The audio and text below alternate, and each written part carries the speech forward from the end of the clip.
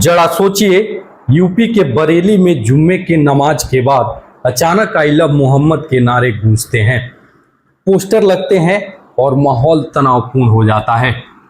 Police lathi charge करती है, मौलाना तौकीर रजा को नज़रबंद कर दिया जाता है और फिर सामने आते हैं यूपी के सीएम योगी आदित्यनाथ, जो सीधे चेतावनी देते हैं ये भूल गए कि उत्तर प्रदेश में सत्ता किसकी है।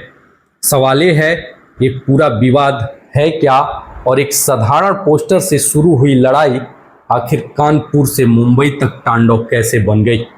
इस पूरे मुद्दे पर हम विस्तार से चर्चा करेंगे, तो आप बने रहिए हमारे साथ इस वीडियो में अंत तक। नमस्कार दोस्तों, स्वागत है आप सभी का राष्ट्र की रौनक चैनल पर।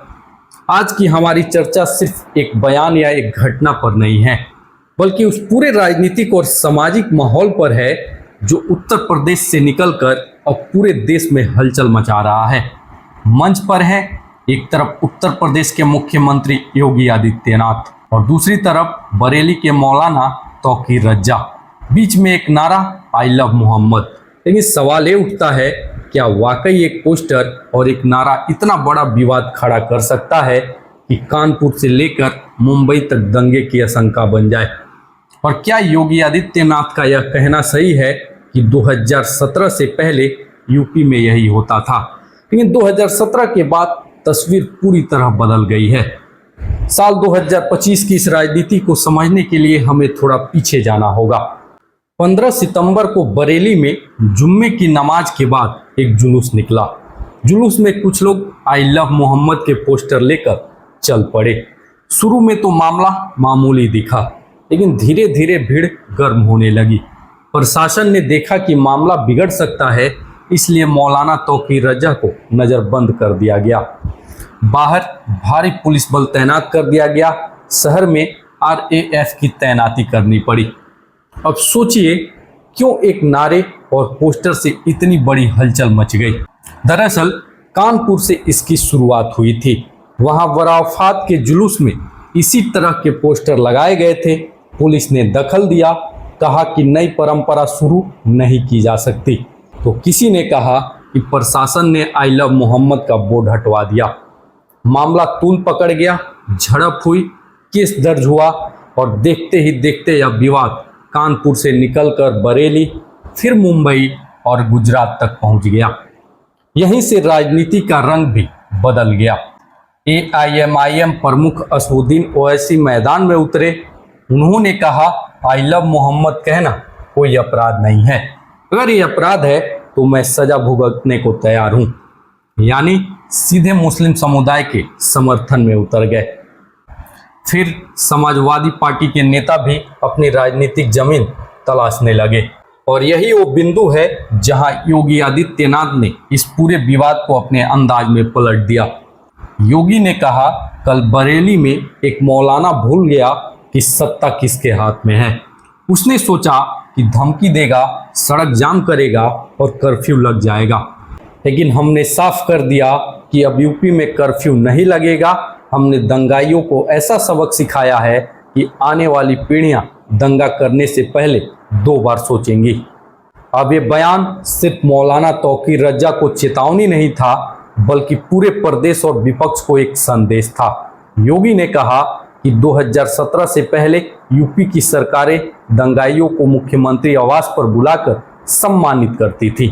माफिया और अपराधियों के साथ सत्ता के लोग फोटो खिंचवाते थे, लेकिन आज हालात बदल चुके हैं। अब आप सोचिए, ये वही यूपी है जहां दंगे राजनीति की धुरी हुआ करते थे। मुजफ्फरनगर, सहारनपुर, मेरठ, अयोध्या, मऊ, कितने ही उदाहरण हैं। लेकिन योगी दावा कर रहे हैं कि उनके शासन में 2017 के बाद ऐसा एक भी कर्फ्यू नहीं लगा। सवाल ये है कि क्या ये वाकई ऐसा है? मौलाना तौकीर रजा का इतिहास भी यहाँ समझना जरूरी है। वो आला हजरत खानदान से आते हैं, यानी बरेलवी समाज के बड़े नेता। 2001 में अपनी पार्टी बनाई, इत्तेहाद मिल्लत परिषद, फिर कांग्रेस के साथ गए। 2012 में समाजवादी पार्टी के साथ खड़े हो गए। यानी राजनीति में उनकी एंट्री नई नहीं है। वो हर चुनाव से पहले सुर्खियों में आ ही जाते हैं। लेकिन इस बार मामला और बड़ा है। क्योंकि उन्होंने सीधे योगी आदित्यनाथ की सत्ता को चुनौती दी। अब बड़ा सवाल, क्या ये विवाद सिर्फ धार्मिक भावनाओं तक सीमित है या इसके पीछे राजनीतिक एजेंडा भी है? आई लव मोहम्मद वाला पोस्टर कुछ लोगों के लिए आस्था का प्रतीक है, तो कुछ लोगों के लिए नई परंपरा शुरू करने का बहाना।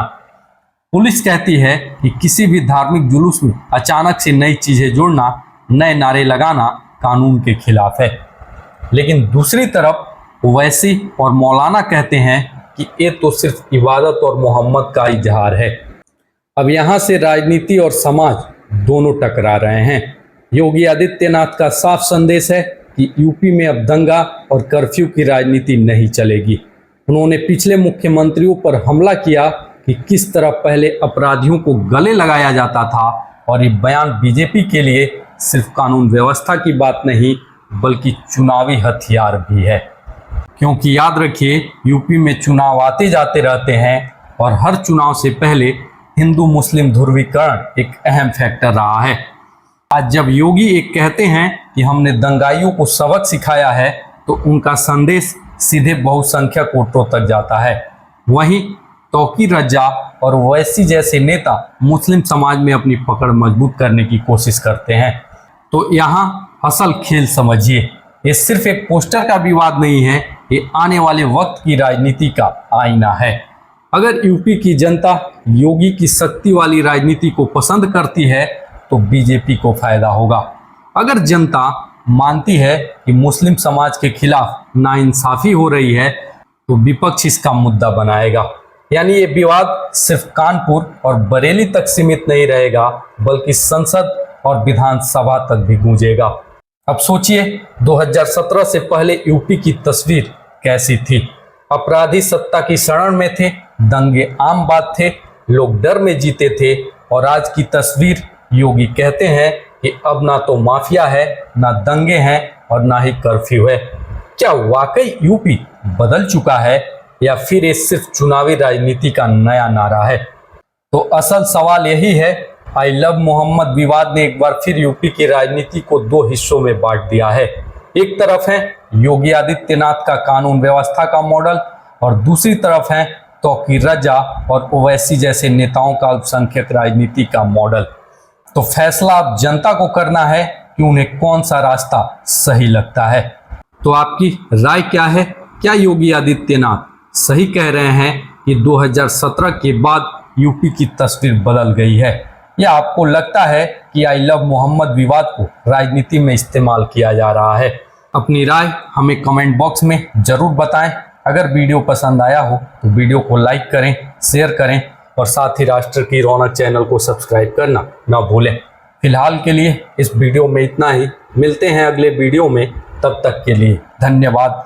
जय हिंद, जय भारत।